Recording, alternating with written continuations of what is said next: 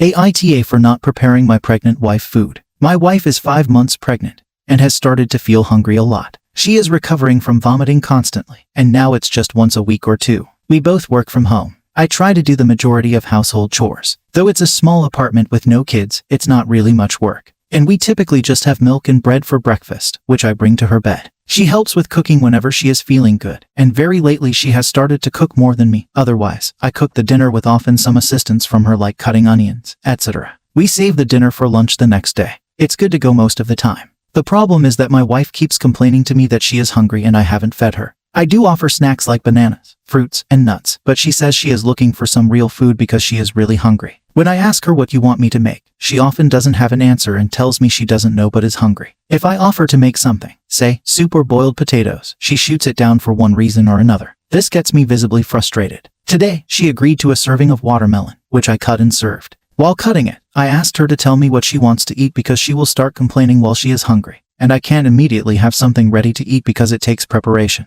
She said she was good for a while, and didn't entertain my question. As predicted, when I visited her room an hour or so after work, she started pouting that she was hungry, and I didn't feed her anything since lunch throughout the day. This made me a bit angry because I did feed her the melon and some dry snacks. It just wasn't proper food. Moreover, I had asked her what to eat exactly for this reason, and she had refused to answer then. I told her she was expecting too much from me, both figuring out what to make and making them. I told her that she should at least take responsibility for figuring out what to eat, and let me know in advance. She felt like I was invalidating her, and then said, "Okay, I won't tell you anything from now on," pouting. I got annoyed and left the room. AITA. Relevant comments. She's not an invalid. Her reasoning is that pregnancy troubles like discomfort, aches, nausea, and work stress are already taking a toll on her. Don't disagree there, and I should take care of things like getting food ready, which I am happy to do only if I knew what exactly to do. What do you mean if you knew what to do? As in what food to make? Make freezer meals or your own frozen meals. Oh, she refuses to eat anything remotely unhealthy. That includes takeout, let alone frozen meals. Unfortunately, frozen cooked food is a no-go. Thanks for suggestions, though. Has your wife been checked for gestational diabetes? It fits what you're describing. She hasn't been yet. We will do that. Thanks for the tip.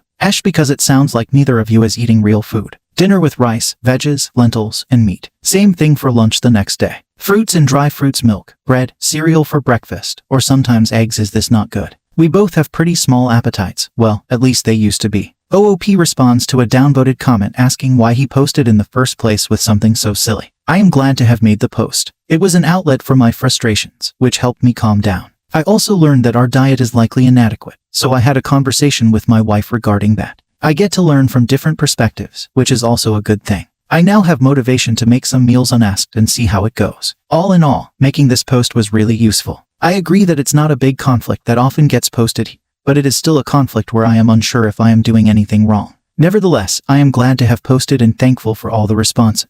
Update post. Thanks to everyone for responding to the post. While the majority of the NTA replies were reassuring to read, the most helpful ones were the NAHs, ESHs, and even some YTAs. First things first, I feel I may have unintentionally cast my wife in a somewhat unfair light. She's far from the lazy, pampered princess some may have pictured. She's on her feet a fair bit, grabbing her own snacks, sipping water, and even tossing together some rice for our lunch now and then. She's really quite the team player around the house, always ready to lend a hand when she's feeling good. I often find myself encouraging her to kick back and rest. The real pickle here wasn't about her helping out or not, but about her leaning on me to sort out all her meals. Reading all your comments, I had a bit of an aha moment. She genuinely didn't know what she felt like eating. And, to be totally transparent, this food decision deadlock isn't a new game for us. During pre-pregnancy, we'd often volley the no, you decide ball until one of us gave in. Now that we've got a baby on the way, I have realized it would be quite irresponsible of both of us to let her go hungry because she can't decide. While technically it is her responsibility to decide, I have taken up following some advice here. Quick tangent. Have you ever noticed how different you can be from your partner in certain ways? Like, when I'm under the weather, I'm a big fan of sorting out my own needs, calling the doctor, taking my medications, fetching my own hot water. My wife, though, she's all about caring and pampering, even when I'm barely sniffling.